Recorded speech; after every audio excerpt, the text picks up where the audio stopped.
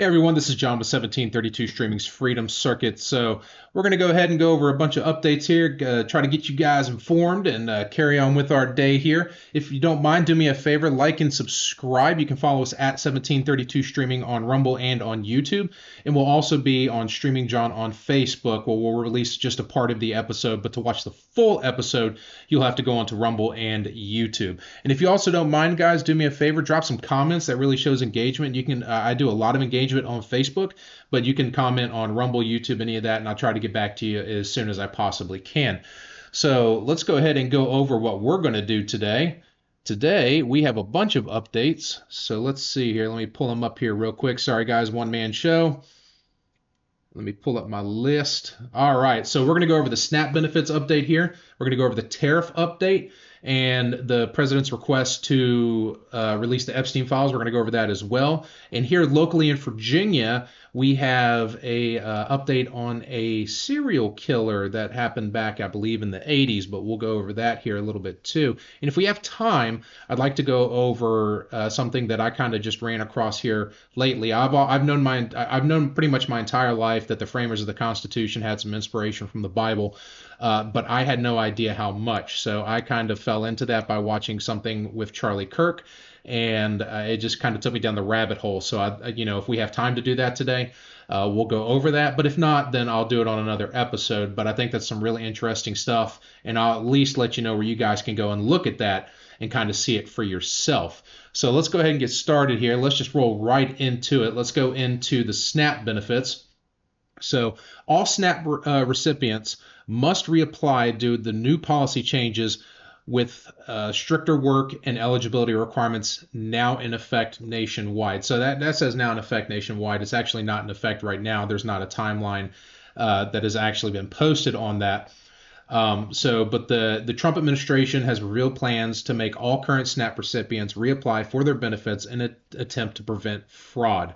So what that means is, when you go in and reapply, you're going to have to prove that you cannot survive without these benefits, essentially. So, in the last episode, we kind of went over a lot of the abuse, and if you want, you can go back and look at that for yourself. But we found that you can get caviar on SNAP, caviar. Okay, I work my ass off to provide for my family, and I cannot afford caviar. So the fact that a SNAP beneficiary can buy caviar kind of upsets me. And I'm not saying that a lot of them do, and I'm not saying everybody abuses the system. But yeah, with these new changes, you're going to have to prove that you cannot survive without these benefits, and that you're just not being a lazy ass and sitting at home and taking advantage of the taxpayer. I am a huge proponent for that. I think we should do that. Do me a favor, and if you don't mind, drop some comments on that. And what you feel, if you feel that's appropriate, and also drop some comments. Do you think we should just get rid of the SNAP program altogether? It is a failed program. It's already proven that it doesn't work. There's wide abuse across the entire system, and at this point, I think we just need to replace it with like food stamps. We used to have food stamps back in the day, so something similar to that, where you take this and you can only get certain products. You can get meat, milk, eggs, vegetables, whatnot, but you can't buy sugary drinks, potato chips, sweets and stuff like that. So let me know what you guys think about that. I'm a huge proponent for that. I work really hard for my family, and you should do the same thing. You should work hard for your family too. You shouldn't be sitting in your mom's basement or in an apartment or something like that, just playing video games all day long and not working. I really think, a lot of people say there should be work requirements for SNAP benefits. I agree. I think they're floating around out there, just 20 hours a week. I wholly disagree with that. I think you should be working a full-time job, at the very least, to get these benefits and still prove that you are struggling. You might not want to work at McDonald's to support your family, but you might have to work at McDonald's to support your family at the end of the day. Sorry, guys, that's just the way it works. Get your, ass out of chair and go to work. I really, that would be good for everybody, I think. Now, for those of you that truly need the benefits, I get it. I'm good with it. I've said it before in the previous podcast. If you need those benefits, fine. Prove that you need them. We'll give them to you, but there needs to be a time frame on there. You need to prove to us that you're trying to find a job. and you're trying to support your family, and that there are real circumstances where you can't live without these benefits. And I understand that there's disabled veterans out there that will never be able to work again. There are disabled people out there. There are people with mental issues that'll never be able to work again. That's fine. I'm all about taking care of those people. That's okay. But at the end of the day, I think this needs to be a much smaller program than it is, and we also need to lean into charities a lot harder. Churches, food banks, stuff like that. We really need to lean into those guys a little bit more to help with this, because those types of programs exist. So let me know what you guys think. Drop some comments on there. Like I said, I'd like to talk to y'all about it, and drop some comments in there. Maybe we can talk about it kind of like a chat, or something like that, and bring it up on the next podcast episode. All right, so let's move into the next thing. Tariff updates. Okay, so the Trump administration recently cut tariffs on many imported foods, including beef, coffee, and fruit. Grocery prices are expected to drop gradually as these changes filter through the supply chains. Yep, that's great. I absolutely am okay with that. I think that's a good thing. And let me see here. There was a list of some of the places that they were talking to. So let me see if I can pull it up here real quick. There it is. There it is. Donald Trump on Friday rolled back tariffs on more than 200 food products, and including the things that we just mentioned. So I'm not gonna repeat them. And they will take effect retroactively at midnight on Thursday. And this may cause in the short term some rise in prices, so don't be surprised about that. But the long term, it'll start to lower prices at the end of the day. And some of the countries that are included in this that we're dropping the tariffs on, let me see here. I had it in here. I know Argentina was one of them. What were the other ones? Argentina, Ecuador, Guatemala, and El Salvador. And the United States is, looking for additional agreements at the end of the year. So, I think that's great. I think we're headed the right directions. I think the tariffs were working as they were supposed to, which is pressuring these countries to give us the best deal and do business with us instead of our adversaries, such as China. I think this is exactly how this should be working. Let me know what you guys think. Drop comments in there. We'll talk about it.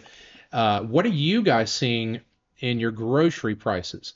Are your prices going up? Are they staying the same? Are they going down? And do you feel that this is going to bring the prices down over time, like I do? Let's have a discussion on that. All right, let's move into the next thing. All right, guys, this is just dominating the headlines again.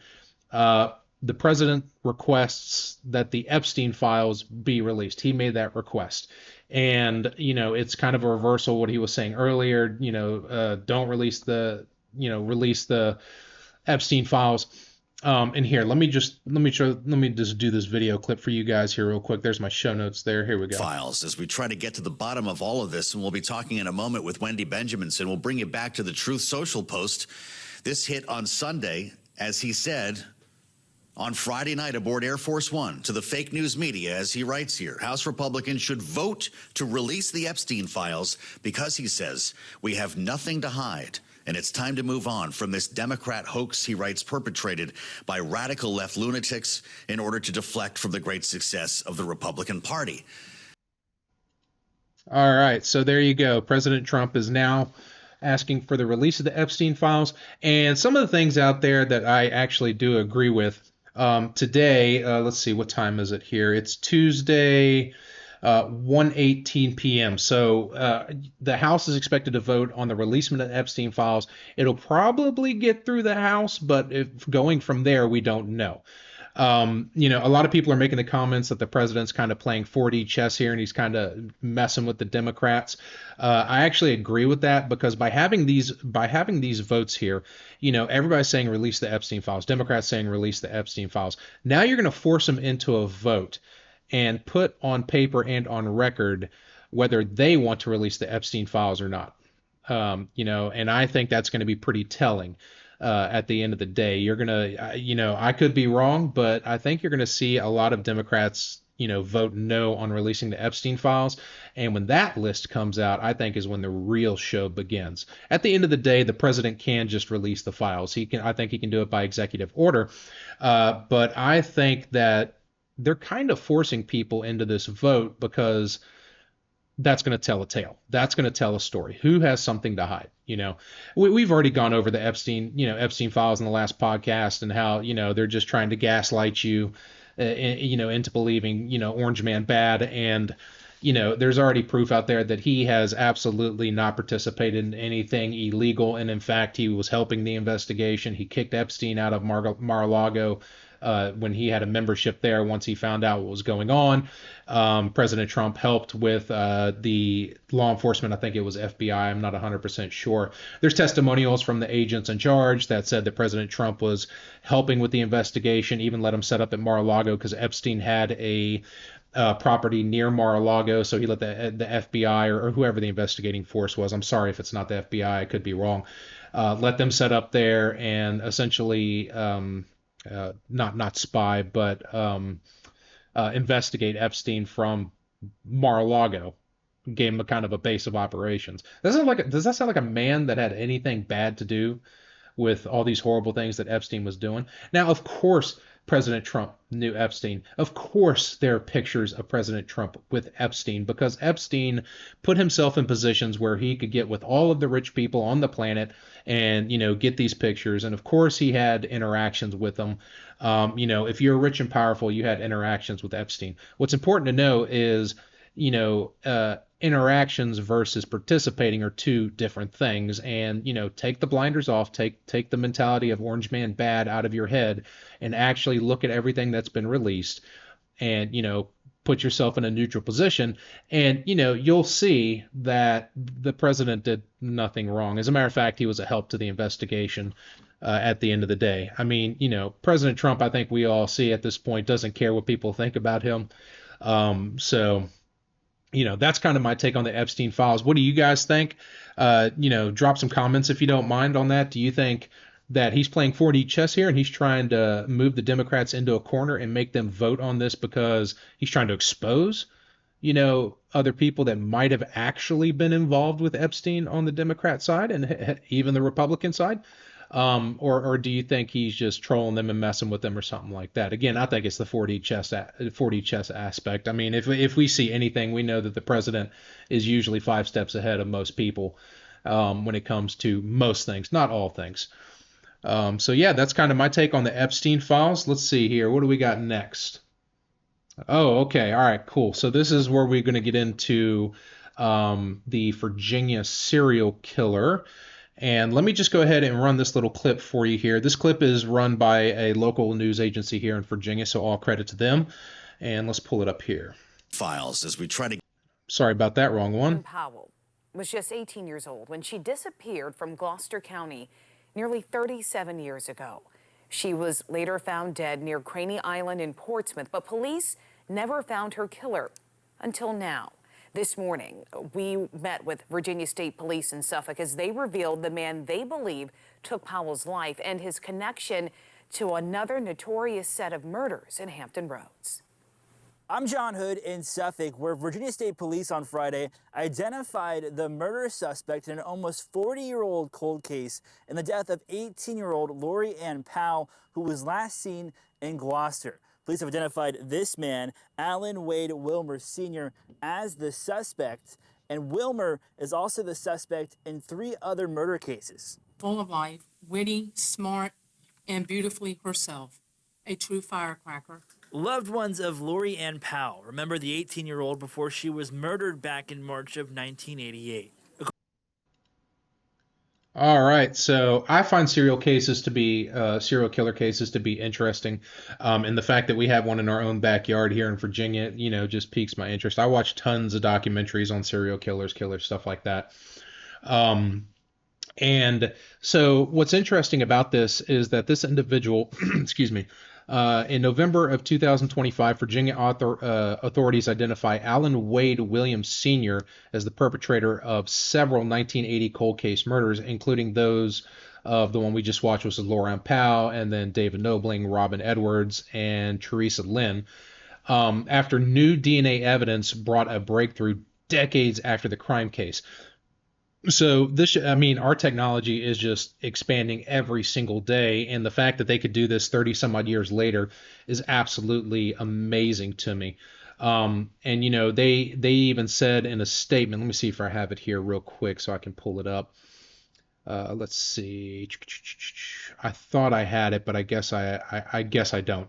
I thought I had a statement. So one of the articles that I read even says that they are looking into other cold cases using that DNA evidence to see if he was tied to those, because there were very similar circumstances of these unsolved cases.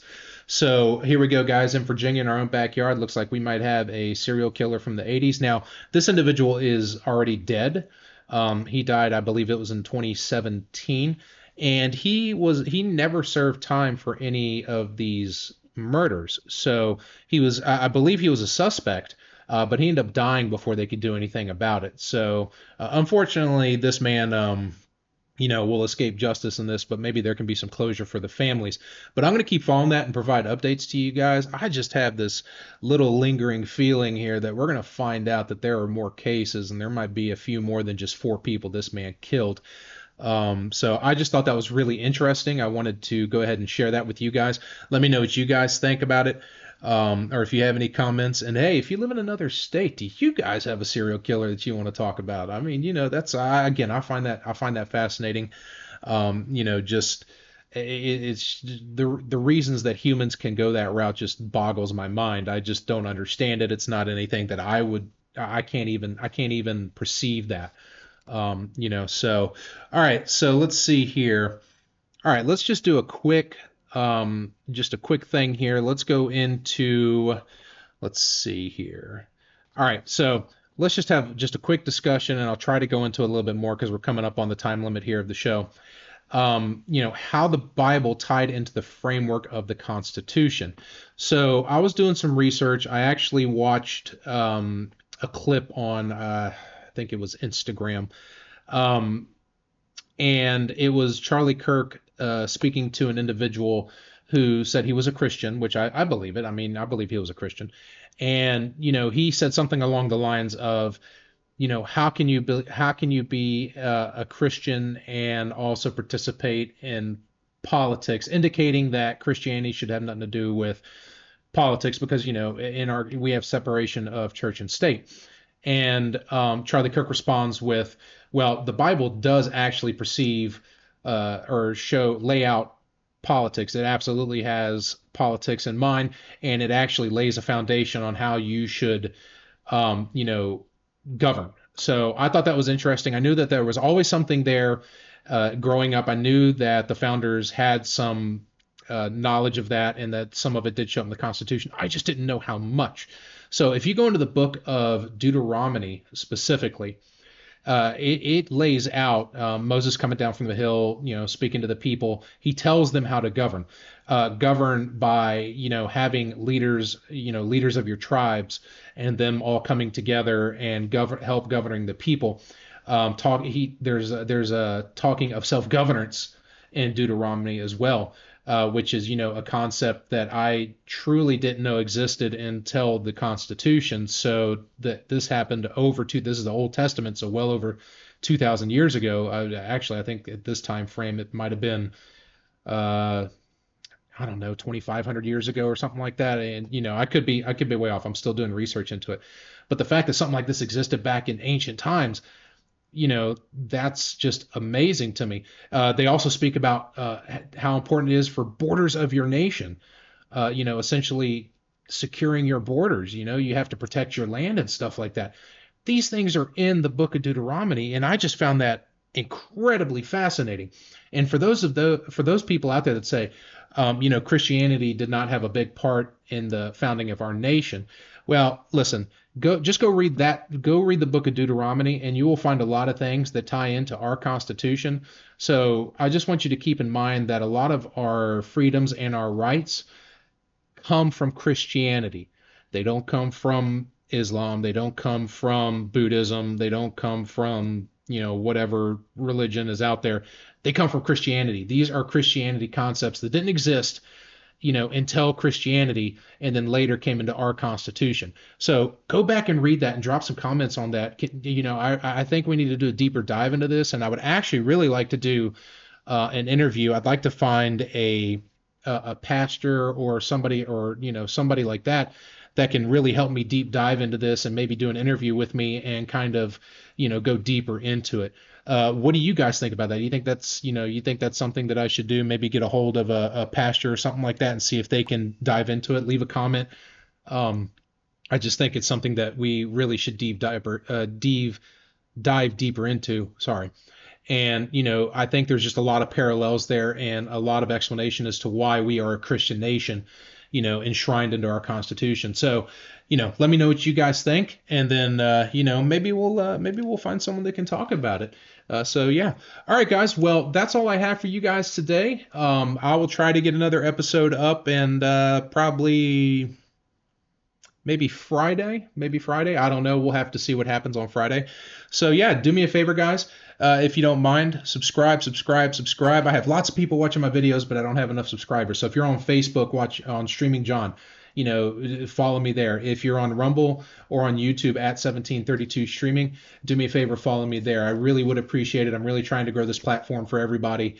Just try to keep people informed from the average man's perspective. I'm the average man. I'm not a political analyst or anything like that. So, all right, guys. Well, and also, if you don't mind, drop some comments. Let me know what you thought about the show. Did you like the show? Or are there some things that I can improve on the show?